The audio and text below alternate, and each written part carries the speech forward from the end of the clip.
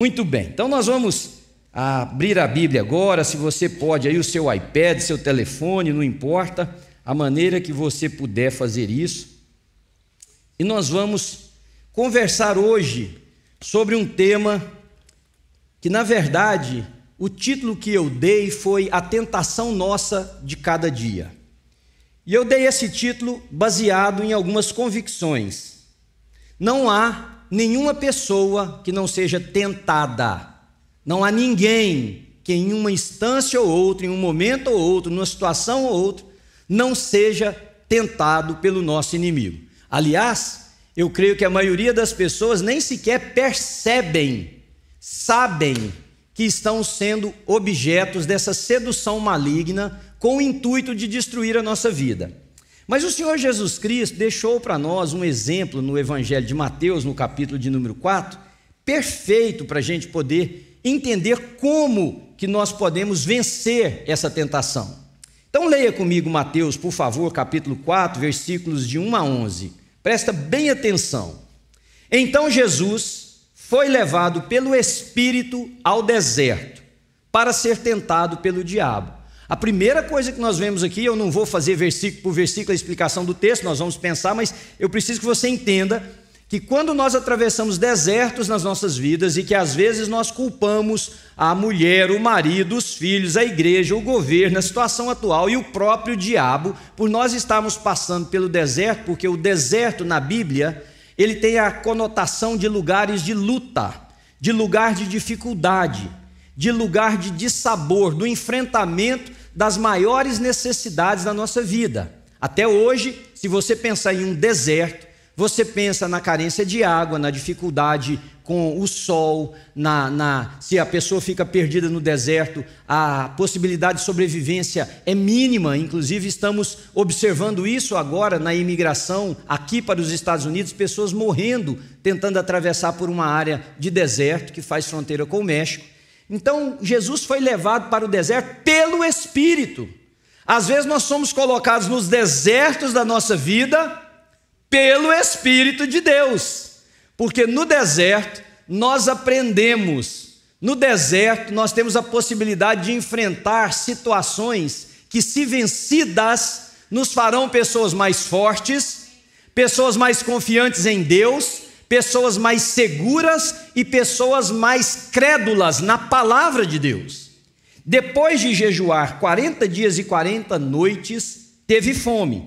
O tentador aproximou-se dele e disse: se você é o Filho de Deus, mande que estas pedras se transformem em pães.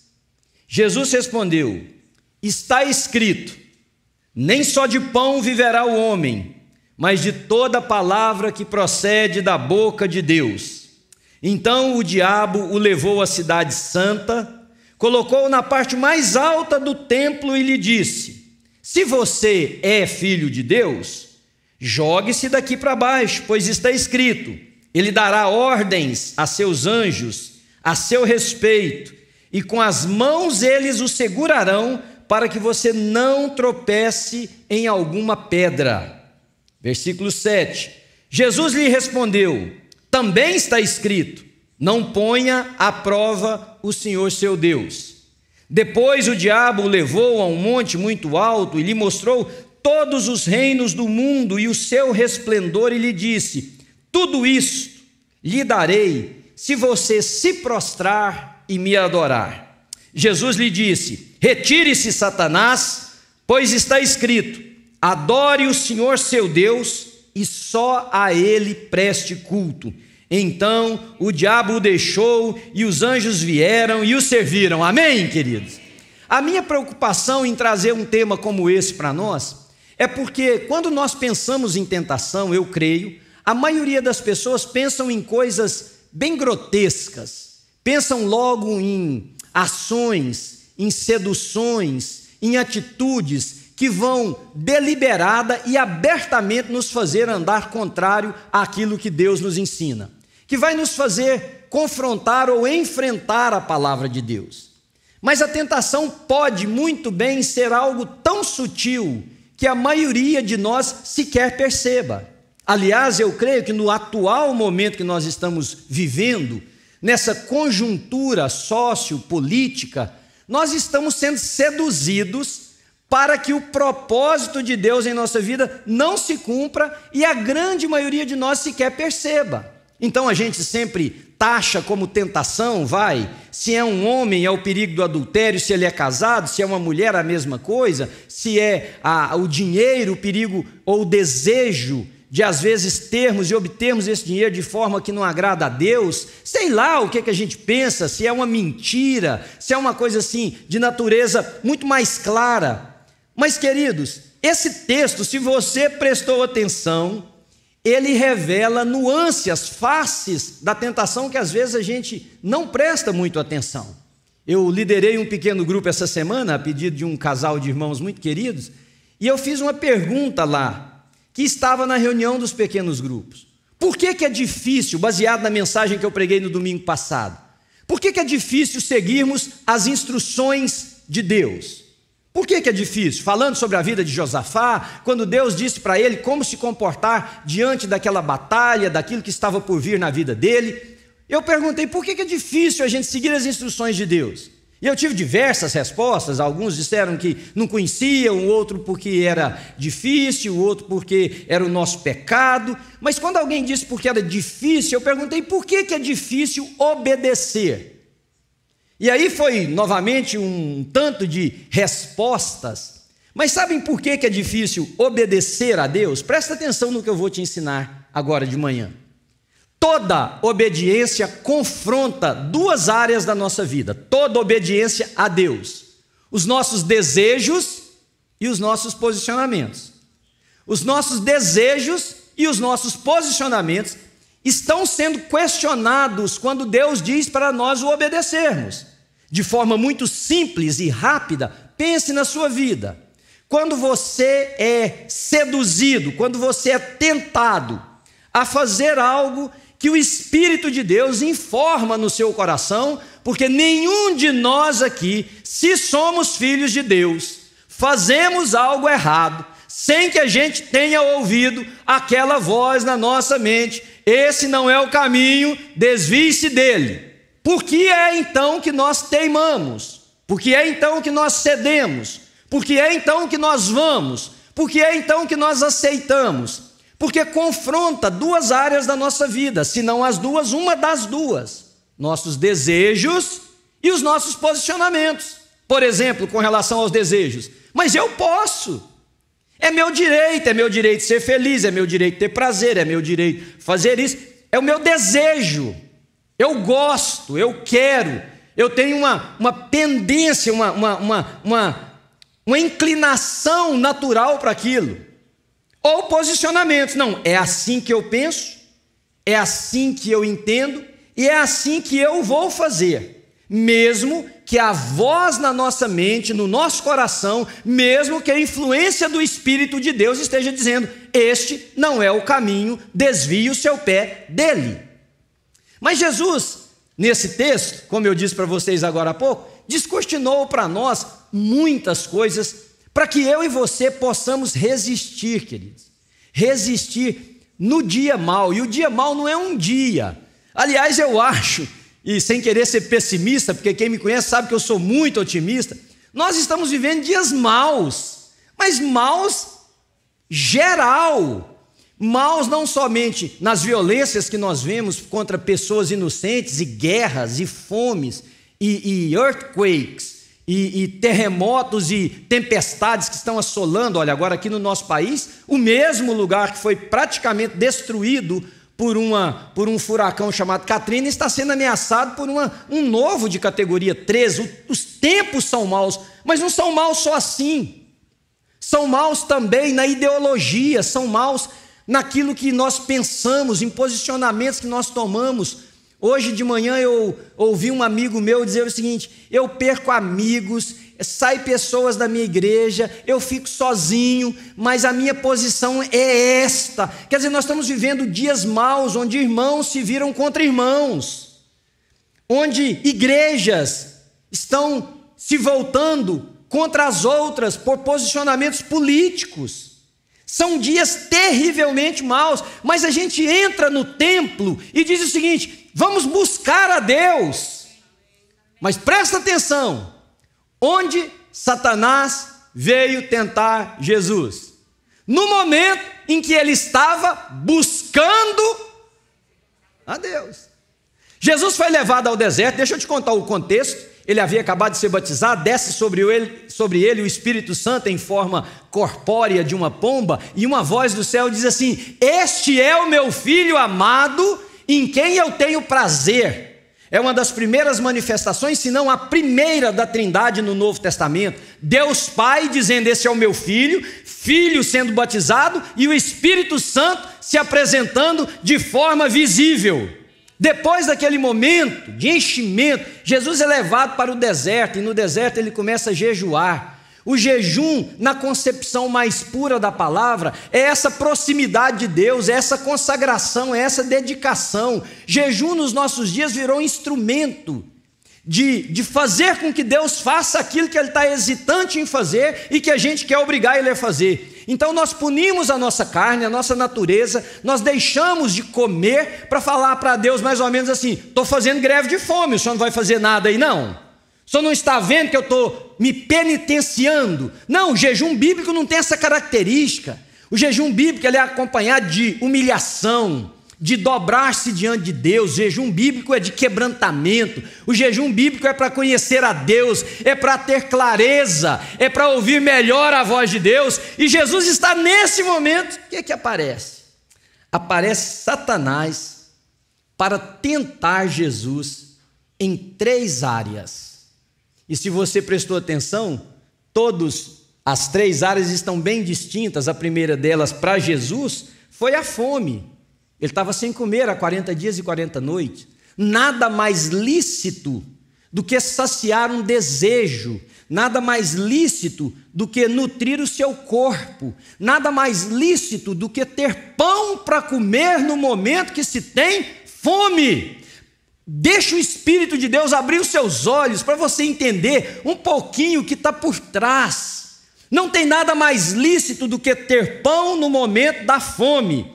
Porém, o objetivo da busca de Jesus e da fome que ele enfrentava naquele momento era para estar mais próximo de Deus e não para ter satisfeito as suas necessidades. Satanás vem e fala assim: come pão, pede pão, essas pedras, segurança, lança daqui de cima, está escrito.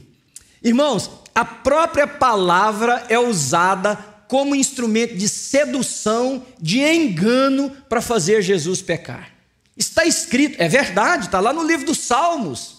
Está escrito: aos teus anjos darás ordens a teu respeito. Ou seja, você pode, você está numa bolha, você está protegido. Lança-te daqui de cima e dá uma ordem para os anjos: anjos, me aparem, porque está escrito que nada vai te acontecer, que você não vai tropeçar, que não vai acontecer nada. Por quê? Porque Satanás queria que Jesus usurpasse o direito de servo, a posição de servo, para se estabelecer como Senhor, que ele já é por natureza, mas antecipadamente. E por último ele fala assim: está vendo esses reinos todos? Vê do alto, todo mundo, a glória desses reinos. Eu vou te dar tudo isso, se você apenas fizer uma coisa. Qual? Se prostrado me adorares. 3 áreas para Jesus, mas para mim e para você pode ser outra. Pode ser um desejo sem limite, sem cerca. Para nós pode ser a conquista de algo que é legítimo, porém não deve ser daquela forma, naquele momento, daquela maneira. Vocês estão me entendendo? Talvez, queridos, para nós são satisfações e prazeres que precisam ficar refreados, que precisam ser colocados no seu devido lugar. Peça ao Espírito de Deus nessa manhã para abrir os seus olhos e te fazer perceber onde e como. Pode ser no seu trabalho, pode ser na igreja, na igreja que eu digo, na sua confissão de fé, naquilo que você professa como sendo de Jesus, naquilo que você declara como sendo cristão. Por quê?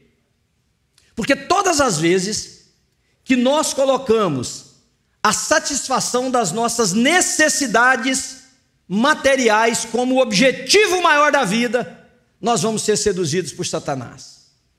Todas as vezes que nós fizermos da satisfação das necessidades materiais o objetivo maior da nossa vida, nós vamos ser seduzidos por Satanás. Todo cristão que usa Deus para satisfazer as suas necessidades pessoais está ajoelhado diante de Satanás. Toda igreja que usa Deus para se promover, para crescer no sentido não de ter mais pessoas, mas de ser de apenas olhar para si e usar Deus como instrumento de crescimento seu e não da honra e da glória de Deus, está desviada dos caminhos do Senhor. E essa sedução, queridos, ela é muito sutil. Às vezes a gente, como eu disse na introdução, a gente pensa em coisas muito grotescas e nós não percebemos como que às vezes o nosso inimigo age, como que ele tenta nos levar naquilo que imaginamos ser o certo, na direção errada. Um amigo meu saiu de um acampamento para ir para uma determinada cidade, e quem conhece lá em Goiás, quem não conhece é porque não sabe o que é o mundo, afinal de contas, né? Gente quer ir conhecer a Europa. Quem conhece a Europa, conhece Goiás, você vai ver, entendeu? E ele saiu de uma cidade onde eu mais a Ana, sempre que vamos ao Brasil, vamos lá, uma das cidades que eu mais prego no estado de Goiás, chamada Anápolis. E Anápolis fica entre Brasília e Goiânia, cidade de vários irmãos aqui da igreja. Só que ao entrar no trevo, e o trevo tem aquelas curvas que se faz para entrar na rodovia, ele estava muito atrasado e entrou na rodovia e estava indo a uma velocidade boa, porque ele precisava chegar no aeroporto para ir para um outro compromisso. E a esposa dele disse assim: parece que nós estamos no caminho errado. Já viu quando sua mulher diz isso? Gente, isso não é nem profecia, isso é declaração imediata. E você já viu como é que o homem responde? Não, eu sei, fica tranquila. Sei o que é que eu estou fazendo, fica tranquila aí, estou no caminho. Não, presta atenção, eu vou contar para vocês algumas coisas lá do estado, que senão não faz sentido a história. Tem alguns marcos quem viaja de Brasília para Goiânia ou para Anápolis, alguns marcos. Que marcos são esses? É o lugar que você para comer empada, pamonha. Vocês conhecem?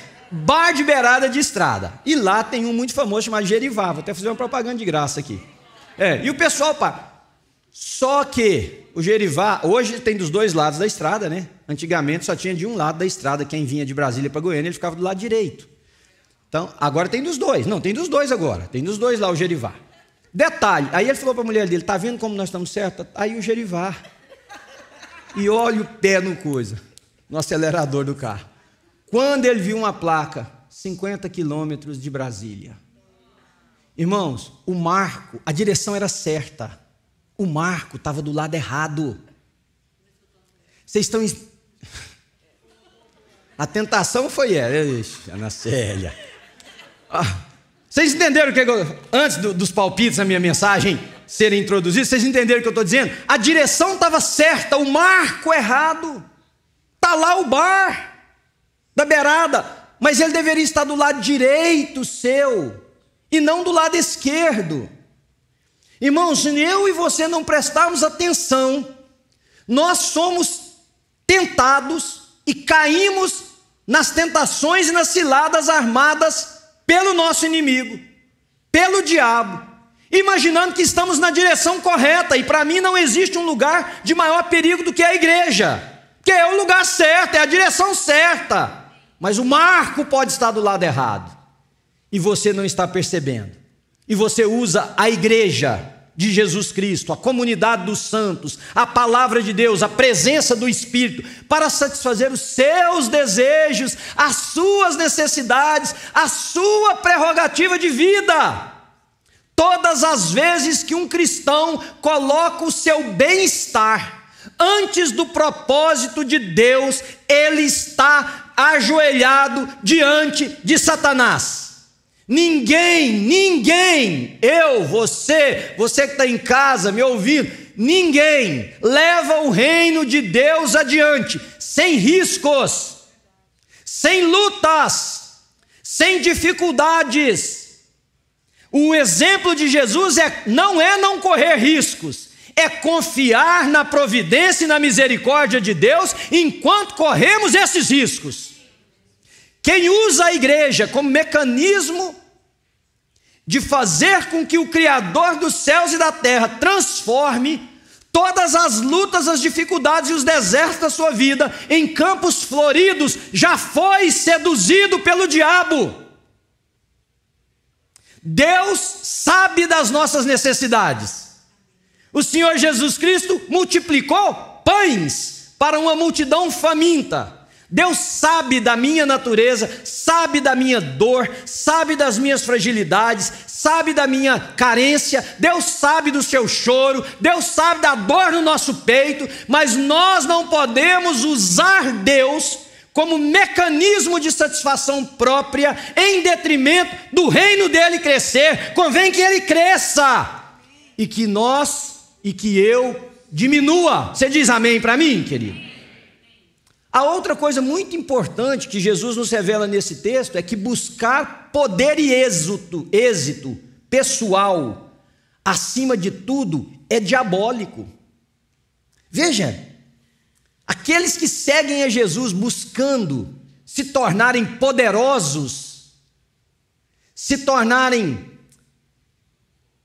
essa palavra vai ser perigosa, famosos, porque não adianta, tem gente que atinge esse nível e são pessoas extraordinariamente cristãs, mas aquele que usa o evangelho com o desejo de buscar poder e êxito, já se dobrou diante da tentação de Satanás. Veja esses reinos, eu te dou tudo isso vai ser seu, você vai dominar com poder, você não vai dominar sendo servo, você vai dominar com poder. E Jesus refutou aquilo, porque o Filho de Deus, sendo o maior, veio para ser o menor e servo, e aquele que veio, não veio para ser servido, mas para servir. Sonda o seu coração, querido, pergunte a você mesmo, quais são as inclinações e a motivação sua de amar a Deus, de buscar a Deus. Tem gente usando Deus para blindar negócios, para blindar empresas, para blindar casamentos, ou usando Deus quase como, qual que é o santo que casa? Santo Antônio? Quase como Santo Antônio, para arrumar casamento, para blindar a vida. Tem gente usando Deus quase como um amuleto que se carrega no bolso. Essa é uma sedução satânica, é a direção certa. Ele diz assim, mas você está buscando isso em Deus, então está certo. A direção está certa, os marcos estão invertidos. Deus é Senhor.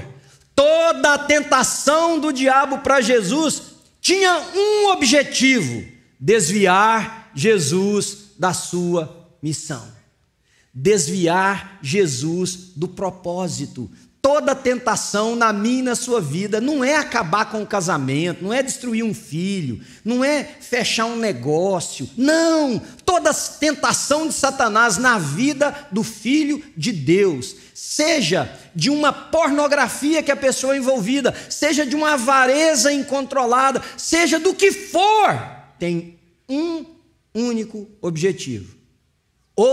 Ouça isso: desviar você do propósito de Deus. Você quer ver uma tentação que a maioria de nós não percebe? E ela acontece dentro das igrejas, nesta e em qualquer outra, nesta igreja. Agora, se você estiver aqui e você fala, pastor, você estava falando de mim? Sim, de você, então já vou logo fazendo um disclaimer, porque eu não sou mágico, eu converso com vocês. Tem gente aqui nessa igreja que não conversa com outro, como tem em outras igrejas. Sou antipático daquela pessoa, não gosto da cara dele ou da cara dela. Tem pior, tem gente que não perdoa o erro que alguém cometeu com ele ou com ela, mas está na igreja. está louvando a Deus aos domingos, dando dinheiro e ajudando a gente a fazer as coisas que são excelentes, se envolvendo em ministérios, que não perdoou o pai, que não perdoou a mãe. Está na direção certa, marco errado, abre os seus olhos. Satanás tenta de muito mais maneiras do que nós imaginamos. Quer ver uma outra maneira presente demais dentro das igrejas evangélicas, desta e de qualquer outra? Duas vidas. A vida comportamental cristã, ou seja, quando está junto com a turma, se comporta, fala, faz de uma maneira, e uma vida comportamental alheia, diferente, inclusive na manutenção dos seus negócios, da sua palavra, das suas responsabilidades financeiras, do seu comportamento na sexualidade, na ética, na moral, enfim. E a pessoa acha que está certo, porque eu estou na igreja, eu sou de uma igreja, até boa a minha igreja é, direção certa, marco invertido. Agora, voltando no exemplo do meu amigo, vocês acham que ele ia chegar a tempo de pegar o avião no destino dele? Não, porque ele estava indo na maior velocidade que ele podia, na direção contrária. Deixa o Espírito de Deus abrir a sua mente, porque a tentação é uma realidade de todos nós, queridos. Quanto mais você buscar a Deus, mais tentado você é. Quanto mais você se esforçar na busca de uma relação profunda com Deus, mais tentado você será. Poxa, mas eu estou de joelhos, orando, buscando a Deus, e vem um pensamento desse na minha cabeça? Exatamente. Nesse momento, não podia vir noutra hora, na hora que eu estivesse tomando banho, passeando, fazendo alguma coisa. Tem que ser na hora que eu estou orando? É. E você quer saber mais? Todos aqueles que querem viver piedosamente, diz a palavra de Deus, sofrerão perseguições. Quanto mais desejoso de pureza, quanto mais desejoso de profundidade relacional com Deus, quanto mais desejoso de sair desse lugar, o profeta no Velho Testamento, ele usa a ilustração de um rio, e esse rio é como a presença de Deus, e ele diz assim: então quando eu entrei no rio ou nas águas, as águas davam pelos meus artelhos, e eu fui um pouco mais e ela dava pelos joelhos, e eu fui um pouco mais e ela deu pela cintura, nos meus lombos. Quanto mais profundidade espiritual você buscar, mais tentação você receberá. Diz amém para mim, porque é ruim, mas diz amém aí, que eu quero que você... Porque é verdade. Não quero ser tentado. Então vive essa vidinha medíocre que você vive aí. Vive essa vida certa, na direção certa, com os marcos errados. Está tudo certo, você está onde você deveria estar, e ele não vai fazer absolutamente nada. Mas quando você começar a buscar a Deus, sabe por quê? Presta atenção no que eu vou te ensinar. Se você ler lá em Tiago, diz assim: irmãos, tende por motivo de grande regozijo passardes por várias provações. Por quê? Uma vez provada, eu agora vou parafrasear o texto, uma vez provado, uma vez vencido, vocês se tornam pessoas mais maduras, vocês se tornam pessoas mais próximas de Deus, a sua fé é mais forte, a sua fé é mais resistente. Todos nós somos tentados, e quando resistimos às tentações, quando nós entendemos que é possível em Deus, somente através do Espírito Santo de Deus, nada mais. Em nós não tem força, não tem conhecimento. Ninguém vence tentação com conhecimento filosófico.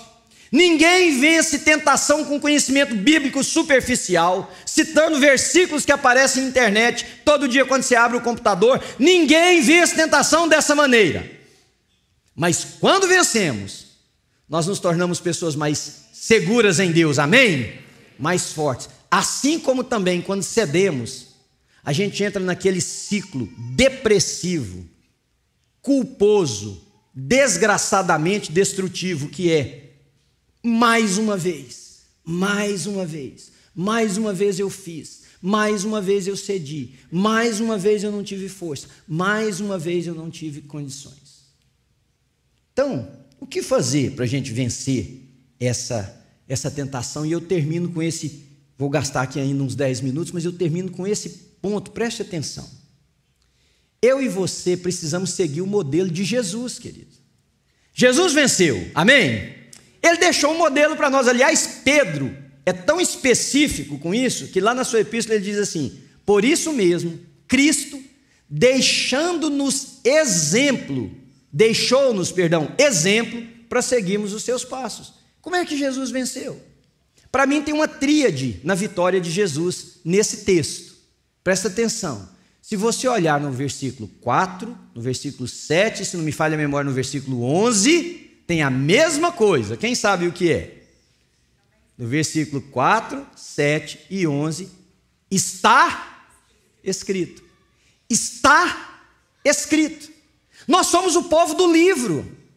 A nossa fé, e essa é uma outra grande preocupação minha, a nossa fé, que é baseada no livro chamado a Bíblia, hoje este livro é desconhecido da grande maioria dos crentes, dos cristãos. Conhecem, sabe um versículo aqui, outro versículo, especialmente os versículos bons, os versículos que dão, tem até assim roteiros, né? No dia que você estiver triste, leia isso aqui. No dia que você estiver precisando de esperança, leia isso aqui. No dia que você estiver se sentindo traído, leia isso aqui. No dia que você achar que você não tem mais ninguém por você na terra, leia esse versículo aqui. É ruim isso? Não, é muito legal, mas é péssimo se for a sua única orientação de Bíblia. A sua única orientação de Bíblia não pode ser versículos pinçados que respondem exatamente às necessidades temporais nossas. Não pode ser, querido. Qual que é a tríade que está presente aqui? Para mim ela se chama conhecer, crer e obedecer. Conhecer, crer e obedecer. E para mim elas não só, olha, está ali se você quiser escrever, conhecer, crer e obedecer. O quê? A palavra de Deus. O nosso único livro, a nossa única regra de fé e prática. Conhecer a palavra de Deus. Agora, conhecer não é acúmulo de conhecimento, não é acúmulo de informação bíblica. Tem gente que me pergunta, quem foi a mulher do rei fulano tal? Eu não sei, mas você não sabe a Bíblia. Não tem que eu saber que mulher foi mulher do rei fulano tal? Vai ler a história, ué. Mas procura aí. É crente, já viu o crente que fica querendo apertar o pastor?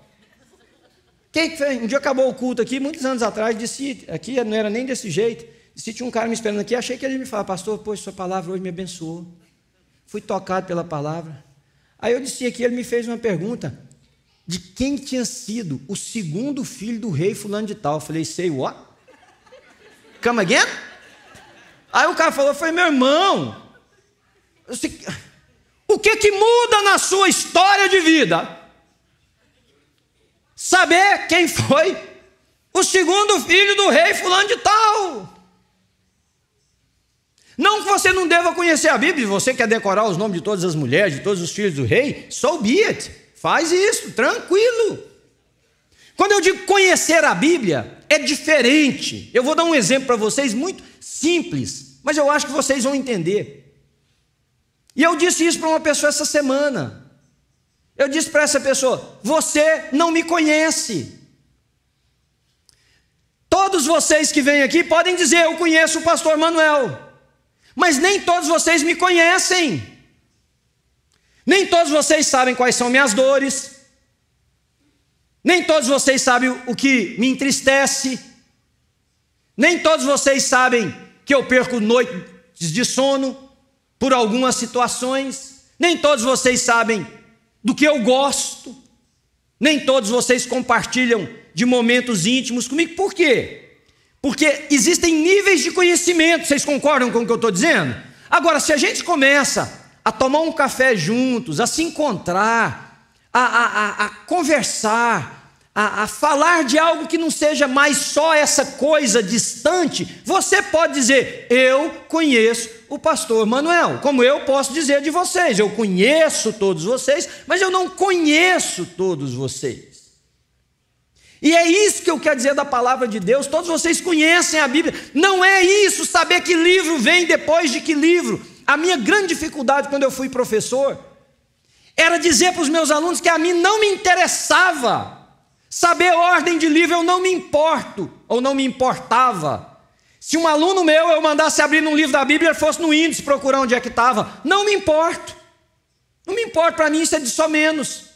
Eu acho que é bacana se você souber. Tranquilo, mas na verdade são muitos livros, tem livro muito pequenininho, se errar um pouquinho aqui e acolá. Não, sabe para mim o que importa em conhecer a palavra de Deus? É você saber qual é a mensagem central da palavra de Deus. Qual é o objetivo de Deus tê-la escrito? O que ela significa para você como conteúdo uno? Não de 66 livros dispostos de forma diferente em Velho e Novo Testamento. Não é 39 daqui, 27 dacolá, é uma mensagem.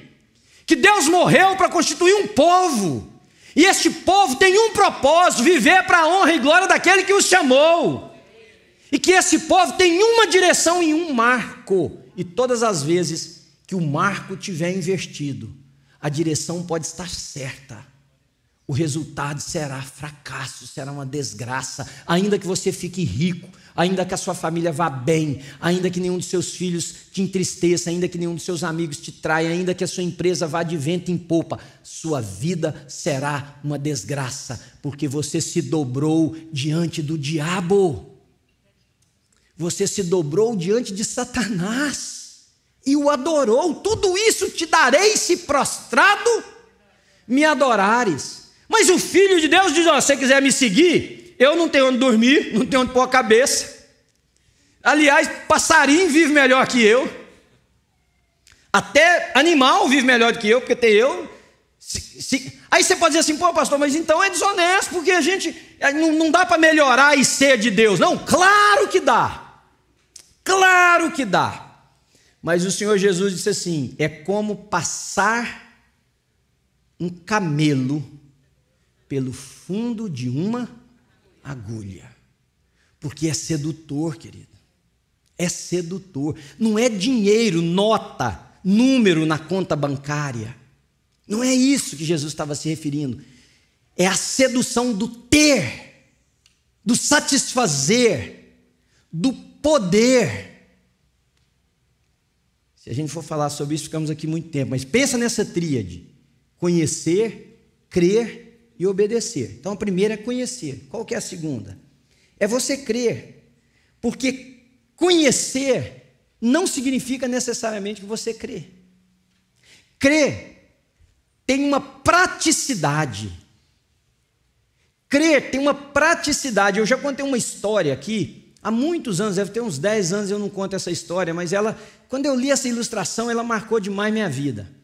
Um malabarista francês, conhecidíssimo, história, isso é verdade, não é ilustração só. Conhecidíssimo por andar na corda bamba, de um prédio para o outro, de um lugar alto para o outro, um despenhadeiro para o outro. E uma vez ele fez uma coisa inusitada, ele foi no centro de Paris, e ele atravessou, inclusive foi preso por causa disso, né? Ele atravessou uma corda lá, e ele chegou de um lado do prédio, e começou a andar na corda bamba. E o povo foi juntando embaixo. E as pessoas lá embaixo olhavam e um perguntava para o outro assim, não, será que vai conseguir? Porque se cair vai se esborrachar. E o pessoal começou a perguntar, será que ele consegue? E um falava, consegue, claro que consegue, não sei o que. E ele atravessou. Aí ele chegou do outro lado, pegou um bastão, aquela vara, né? Não sei se aquele tem um nome apropriado. E ele começou a voltar agora com aquela vara. E tinha um grupo de pessoas assim perto, e isso foi relatado por uma pessoa, que um disse assim, e agora, você acha que ele passa com aquele lá? Claro que passa, ele passou da primeira vez, ele vai passar com esse bastão, não tem problema, não tem dificuldade nenhuma. E ele começou a andar sobre a corda, e o vento estava forte, porque era um lugar alto, e as autoridades ainda não tinham chegado para tirá-lo, e ele atravessou. E ele chegou do outro lado, ele pegou um carrinho, como um carrinho desse de pedreiro, carrinho, e ele posicionou a roda, pegou o carrinho, e quando ele deu o primeiro passo, o pessoal lá embaixo, a mesma turma, começou a falar, e agora? E agora ele passa? Aí o que tinha falado, falou assim, claro que ele passa, ele passou para lá, sem nada, voltou com esse bastão na mão, agora ele passa. Aí o cara falou assim, então sobe lá e senta no carrinho. sobe lá e senta no carrinho. Não, de jeito nenhum. Agora vamos entrar na conversa, igual alguns aqui entram na minha pregação? Vamos entrar na conversa dos caras? Mas você não crê que ele vai passar? Você não falou com tanta confiança, com tanta precisão, que assim como ele foi e voltou, agora ele vai com o carrinho? Então suba lá e senta no carrinho. É isso, querido. Crê tem praticidade. Vocês estão entendendo o que eu estou dizendo? Você dizer, eu creio na palavra de Deus, não é suficiente para espantar, para vencer, para te fortalecer no dia do enfrentamento dessas seduções. Porque crer tem uma praticidade. Joga-te daqui de cima e cumpre o que está na palavra, que aos teus anjos darás ordens a teu respeito, que mal nenhum te acontecerá, que você não tropeçará em pedra alguma. E Jesus vira e fala assim, mas também está escrito. É crer, não tente o Senhor teu Deus. Eu não sei quantos de vocês conhecem ou creem na palavra de Deus, mas crê que ela é a palavra de Deus.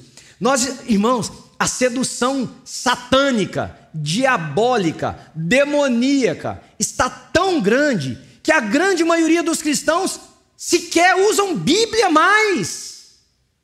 A grande maioria de vocês desse ambiente que eu estou falando se alimentam do que eu falo. Vocês entendem o perigo disso? Pastor, você está dizendo que a gente não pode confiar em você? Não, até hoje, agora, nesse momento, você pode. Eu não sei amanhã, não sei depois, não sei se eu vou ficar doido, fazer alguma coisa, mas independente, não é isso, ponto. Você precisa conhecer o seu Deus. Você precisa, inclusive, conhecer a palavra para entender quando eu desvio o meu pé, para que você saiba onde pôr o seu. Eu ouço vários dos meus colegas pastores a quem eu admiro e quem eu sei a vida, mas a minha alimentação primária é a minha reflexão bíblica. Vocês entendem o que eu estou dizendo? A minha reflexão, a minha fundamentação primária é o meu tempo com a minha Bíblia diante do meu Deus, à luz do Espírito Santo, que é o Senhor da minha história de vida. Irmãos, crê. Se crê, por que você precisa crer? Porque eu vou conhecer, porque eu creio que o que está nela. Eu creio, eu, Manuel de Oliveira Júnior, hereby declare que eu creio que a palavra de Deus é a nossa única regra de vida e prática, e que ela é de hoje, e que ela não está outdated, e que ela precisa ser conhecida.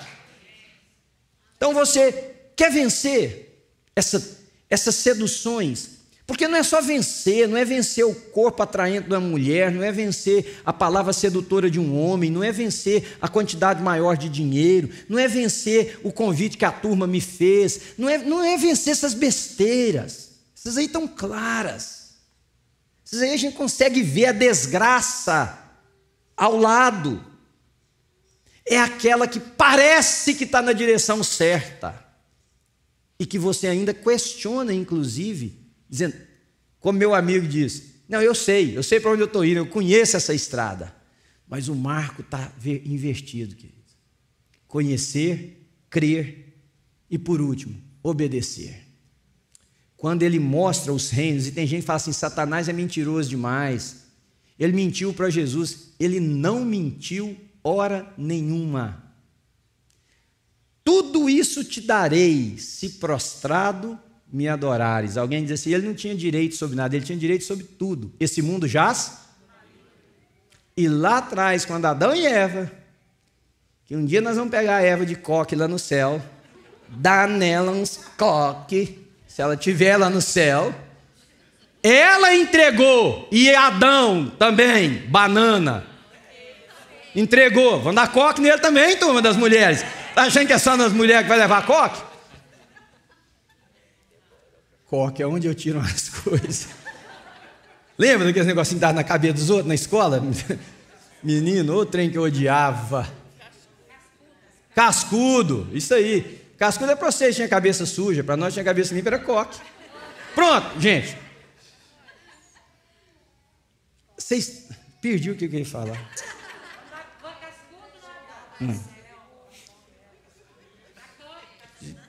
Deixa eu pensar um minuto. Eu volto.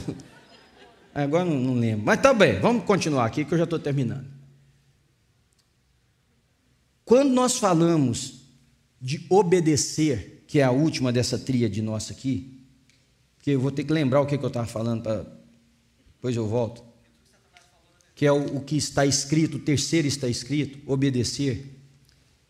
Presta atenção no que eu vou te falar, porque não é muito legal. Queridos, todos nós temos desejos.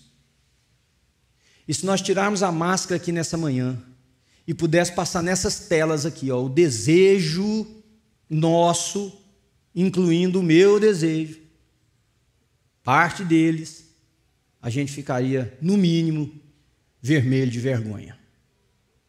Nós temos desejos que são desejos, mas que não são corretos, que não são claros, que não são de Deus. Nós temos. Todos nós temos vontades. Inclusive, de vez em quando, você tem vontade de matar alguém, não tem? Pronto, está aí, para aqui na tela. Ó. Fulana, vontade de matar a ciclana, imagina. Na tela aqui para todos nós. Temos isso. Nós temos essas vontades que não são listas. A Bíblia diz assim, de onde provém as guerras? De onde provém essas coisas? A não ser do próprio interior de vocês. Ou seja, nós temos aí amarguras guardadas. Presta atenção. Nós temos dores, nós temos feridas, nós temos um acúmulo, uma história, uma bagagem de gente que pisou na gente, que chutou a gente, que feriu a gente, que nos traiu, que mentiu, que falou a nosso respeito. Essa coisa está aí, está aqui dentro, está dentro de você. Nós temos desejos e seduções que estão na soberba da vida, na soberba dos olhos, naquilo que a gente vê. Mas todos nós precisamos entender uma coisa. Se quisermos, e aqui eu falo de forma bem livre, bem espontânea, porque estar aqui, o que eu sou extremamente grato a Deus de poder falar a você nessa manhã, de ter a sua audiência, você que está em casa, estar aqui, fazer parte de uma comunidade, é uma escolha sua, porém viver como cristão não é uma opção daqueles que querem andar com Jesus. Eu perdi esse direito. Uma vez, um casalzinho, jovenzinho, falou, a menina estava grávida e veio conversar comigo, e foi uma gravidez assim que eles não estavam esperando para aquele momento, e ela estava cheia de dúvidas, e ela falou, pastor, e agora, como é que eu vou fazer? Eu gosto de sair, eu gosto de passear, mas meu marido, não sei o quê, tananã. Falei, acabou o direito, dona. Você perdeu o direito o dia que essa criança foi botada na sua barriga. Você vai poder fazer coisas maravilhosas, mas você tem algumas coisas que você perdeu o direito. E você perdeu o direito o dia que você casou. Dá atenção sua aqui um minutinho. Homem e mulher. Se é que você não pensou nisso ainda. Você perdeu o direito de algumas coisas no dia que você escolheu casar. Botar essa aliança no dedo. Você perdeu o direito. Acabou. Ah, mas eu tenho vontade. Você perdeu o direito. That's simple. Você perdeu o direito de muitas coisas, inclusive de uma. Me dá atenção um segundo. De uma, que é ter controle sobre a sua vida. O dia que você decidiu ser cristão. Se você deu sua vida a Jesus, você perdeu o direito de dizer, piso do lado direito, piso do lado esquerdo, vou para cá, vou para acolá. Você agora tem um caminho, que é o caminho dele. Por isso que a obediência é tão difícil. E sabe onde Satanás está nos seduzindo? É de imaginar que nós podemos ser cristãos sem obediência a Deus. direção certa, marco errado. Ele coloca assim na sua cabeça: não, mas erro todo mundo tem. Não tem igreja perfeita. Ele não está falando nada de verdade, todos nós temos erros, não existe igreja perfeita. Nenhum pastor é santo 100%, você não é santo 100%, está tudo virado mesmo. Ele vai falando certinho. Aí, ó, você faz, mas fulano também faz, e fulano está lá, e fulano... Ele está falando a verdade com referencial trocado. Eu e você perdemos o direito de ter controle sobre a nossa vida, se é que nós nos tornamos cristãos. E quando eu falo de obediência, eu falo de cessão de direitos. Eu não sei quantos aqui entendem dessa linguagem um pouco jurídica. Cessão de direitos. Você pega um objeto, cede o direito dele para alguém, você entrega. Você está entendendo o que eu estou falando? Fez sentido para você alguma coisa disso aqui nessa manhã, querido? E olha o que diz no final lá do encontro de Jesus com esse Satanás. Olha o que diz o finalzinho. Diz no versículo de número 8: depois o diabo o levou a um monte muito alto e mostrou-lhe todos os reinos do mundo e o seu esplendor, e lhe diz: tudo isso lhe darei se você se prostrar e me adorar. É só o que ele quer, mesmo que seja dentro de uma igreja evangélica, mesmo que seja em um culto evangélico, tudo que ele quer é dobra, prostra e adora a mim ao invés de adorar a Deus. Ele não importa que você faça isso durante um culto, ele não importa que você faça isso servindo no ministério, ele não importa que você faça isso fazendo uma reunião de oração, ele não importa, desde que seja para ele e não para Deus. Mas aí Jesus diz assim, agora ele não fala mais, né? Só está escrito e pronto, agora ele fala: retira-te, Satanás, pois está escrito: adore o Senhor, o seu Deus, e só a Ele preste culto. Lá no Velho Testamento, alguém tentou fazer, trazendo o melhor dos animais, o melhor do espólio da guerra. E quando o profeta perguntou: o que é isso? Você não obedeceu a Deus? Ele disse: não, obedeci, mas eu trouxe. Ele trouxe segurança, ele trouxe poder, ele trouxe sustentação. E o profeta vira para ele e diz assim: por acaso tem o Senhor mais prazer em que se sacrifique ou em que se obedeça? Por isso hoje Deus está afastando o reino da sua vida. Mas quando Jesus diz isso, conhecendo, crendo e acima de tudo obedecendo, versículo de número 11: então o diabo o deixou e os anjos vieram e o serviram. Aleluia, queridos, aleluia, louvado seja o Senhor Jesus. Eu queria que você pensasse nessa manhã. A minha oração foi que o Espírito Santo de Deus entrasse na sua cabeça nessa manhã e te ajudasse numa busca profunda, identificar isso. Onde é que você está sendo seduzido? Eu posso sugerir áreas para vocês aqui, mas não gostaria de que fosse só isso. Eu gostaria que o Espírito de Deus que está nesse lugar falasse com você. Como é que você consegue? Você está se dobrando diante de Satanás dentro de uma igreja evangélica, quando você não pode conversar com alguém, quando você guarda mágoa, rancor, quando você tem que se desviar porque está devendo. Você está se dobrando diante de Satanás dentro de uma igreja evangélica, quando por causa da posição de uma pessoa você toma ódio da pessoa, você se afasta, você rompe. Quando você cria um Deus para você, põe ele num altar e diz para ele: me proteja, me guarde, me beneficie, me livre do mal, não me deixa chorar, não me deixa espetar os pés em nada, não me deixa sujar na estrada da vida. Você está se dobrando diante de Satanás, porque não tem nada de errado você pedir a Deus que cuide de você, mas Deus é para ser adorado pelo que Ele é e não pelo que Ele pode fazer por nós, porque senão, queridos, nós já nos desviamos dos caminhos de Deus.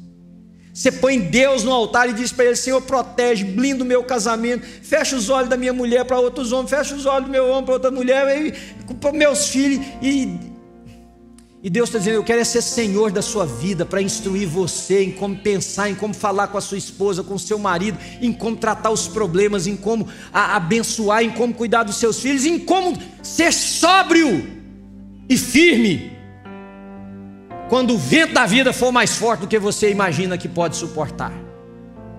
Cuidado, queridos, para Satanás não estar te dizendo, seduzindo você, e você se dobrando diante dele, achando que está prestando um culto ao Criador dos céus e da terra. Vamos orar? Você fica de pé comigo? Feche os seus olhos, por gentileza. E eu ouvi a Carol dizendo aqui: Deus está nesse lugar. E eu quero repetir: Deus está nesse lugar, porque nós estamos aqui, nosso desejo é vê-lo. Quem sabe a sua oração nessa manhã tem que ser: Senhor, abre os meus olhos. Deus querido, Senhor das nossas vidas, Espírito Santo de Deus, vem sobre nós, Senhor. Vem sobre nós nessa manhã, Pai. Pai, dá-nos discernimento, clareza, percepção, direção. Senhor, vem sobre nós e ilumina o nosso coração de tal maneira que até a mais pequena sombra não fique disfarçada, não fique escondida, não fique maquiada, Senhor. Senhor, ajuda-nos a perceber onde é que esse tentador está fazendo sugestões, está nos levando, está nos direcionando, está mexendo conosco, para a honra e para a glória do Senhor, ó Deus, para que a gente possa caminhar na luz. Ajuda-nos a conhecer a Tua Palavra, discutir a Tua Palavra diante dos olhos de cada um que a lê, Senhor. O Teu Espírito venha, Ele possua essa pessoa, Ele enche essa pessoa. Crer na Tua Palavra, Senhor, e acima de tudo, obedecer ao Senhor, obedecer ao Senhor, porque Deus, ainda que a gente não perceba, vai estar sendo escrito também assim. E o Manuel, e o Paulo, e a Ana, e a Carol, e esse e aquele resistiram o diabo, e ele se ausentou deles. E aí vieram os anjos e os serviram. Essa é a promessa de Deus para mim e para você, querido. Mas para isso a gente precisa ter essa sensibilidade de perceber onde, como estamos sendo seduzidos e levados. Quais são as sugestões que nós precisamos dizer? Está escrito, está escrito.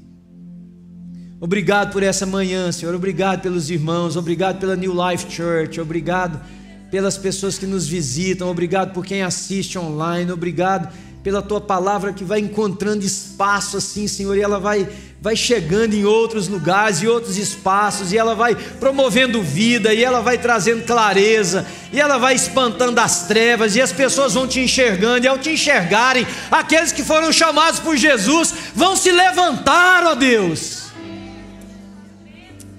Obrigado, Senhor Jesus. Eu levanto as minhas mãos sobre essa congregação e de forma simbólica eu faço sobre a vida de todos os que estão distante aqui participando conosco via online nesse momento, Senhor. Que o Senhor nos abençoe e nos guarde. Que o Senhor levante o seu rosto sobre nós, porque se conhecermos o Senhor, ó Deus, a vida toma sentido diferente. Levante o seu rosto sobre nós, tenha misericórdia de nós, que o Senhor sobre nós levante a sua face e nos dê shalom, e a paz de Deus que excede todo entendimento, guarde, irmãos, irmãs, nossas vidas nele, não somente hoje, mas todos os dias da nossa vida, até o dia em que nós estaremos com o Senhor na eternidade. Amém?